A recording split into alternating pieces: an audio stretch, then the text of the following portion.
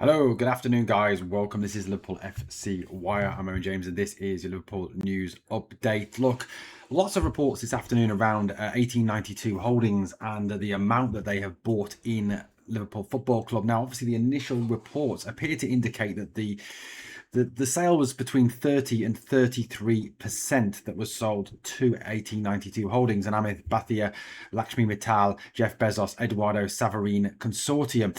However, it is now emerging that the amount that was sold by FSG is substantially higher than that initial thought.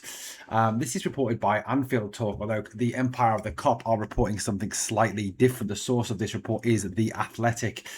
So it says, breaking, 1892 Holdings, a consortium headed up by and led by Amit Bhatia, the former Queen's Park Rangers co-owner who will take up the position of vice chairman at Liverpool, has purchased around 38% shareholding in Liverpool.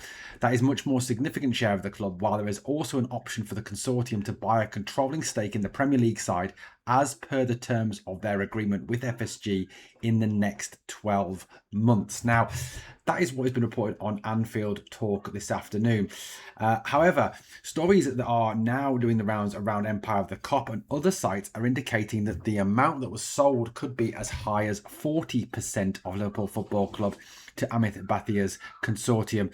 Obviously, it involves Bezos and Savarine, the two absolutely minted billionaires involved with the football club. Now, look, I think initially the thought was from some fans that, Bezos, Savarine, all this money, Mittal, all this money. Suddenly now the transfer coffer will be full and stupid amounts of money will be bid on players. However, that has been kind of cleared up in the last sort of week or so that is not going to be the case in this transfer window, that there won't be substantially massive sums of money committed to the transfer budget by Bezos, Bahia and others. So I think that's the one thing that does need to be cleared up. However, it does appear that this deal does very much look like it is the end game as far as FSG are concerned. Now, FSG, it has been rumoured in a number of publications and over the last year, really 12 to 18 months even, the FSG have been looking for a way out of Liverpool Football Club and looking to sell the controlling stake in the football club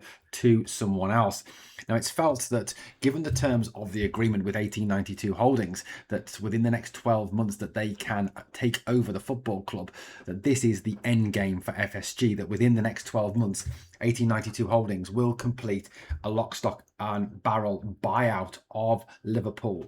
Now, look, I get there have been some concerns from some supporters coming out and questioning what 1892 Holdings sort of motive is for this deal, what they intend to do. I think initially the remit and the reason for bringing on 1892 Holdings, given the expertise social media wise, business wise, merchandising wise, logistical wise of Mittal, Bahia, Savarine and Bezos, is very much around Liverpool accessing other revenue streams to increase the amount of money the football club can make, which will therefore increase the amount that could be spent, which will therefore increase obviously the transfer budget, increase the club's earning potential, which is all good news for the football club.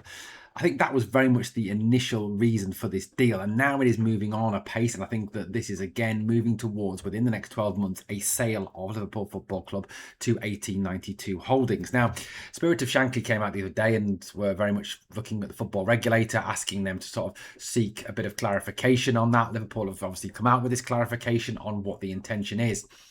There is still Liverpool fan groups and some Liverpool fans who seemingly are against 1892 Holdings buying into the football club. I think would be against Liverpool being bought out by 1892 Holdings. However, I feel that some of these people genuinely either A, don't understand modern football, or B, are kind of doing it for the wrong reasons. At the end of the day, as Liverpool fans, we should be wanting our club to be successful. We should be wanting our club to be able to compete at the very highest level in all competitions and for all sorts of players and for the very best players on the world market. So being able to compete with the likes of Real Madrid, Barcelona, Arsenal, Manchester United, etc. for those players. And having owners who have the funds to be able to A, generate funds to bring into the football club, and B, spend funds to be able to enable us to strengthen our squad, surely is a positive for the football club. I think, look, I understand that from some, this kind of harking back to the days of Shankly, the socialist belief, and all this community football club and all this sort of community stuff. And in terms of, I think their desire for the club to be kind of run as kind of a more community club rather than anything else is very outdated. It just isn't the case anymore. Modern football has moved on. Anyone sitting there watching this video or sitting there thinking that we can go back to those days, we can go back to the days of what Shankly built, or what Spirit of Shankly in theory want us to be, are living in cloud cuckoo land, absolutely living in cloud cuckoo land.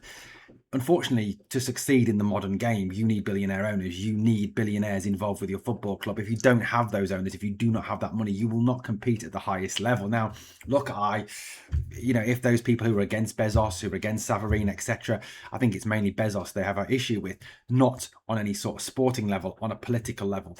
And I'll address that in a minute.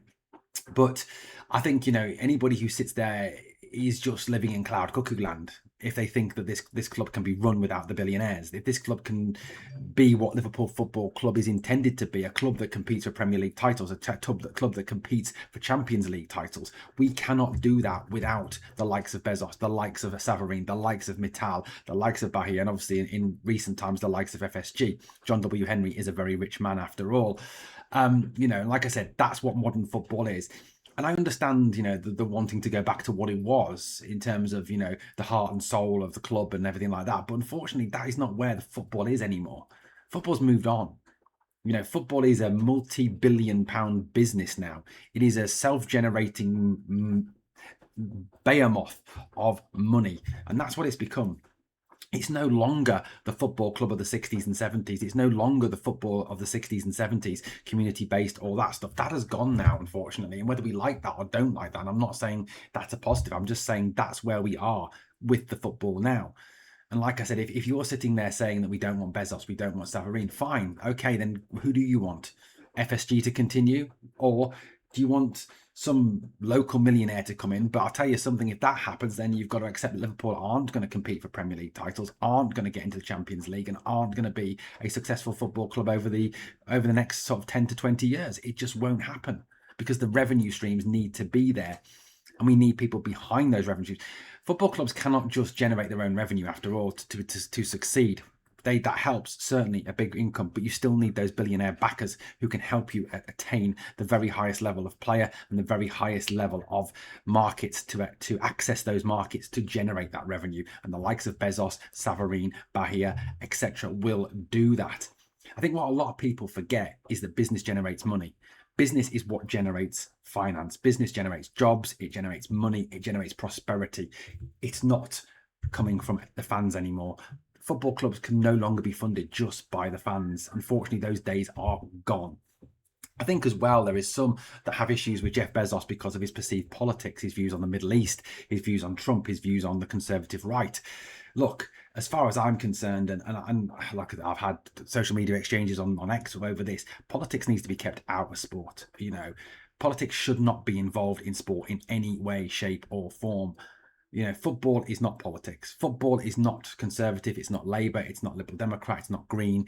It's not anything.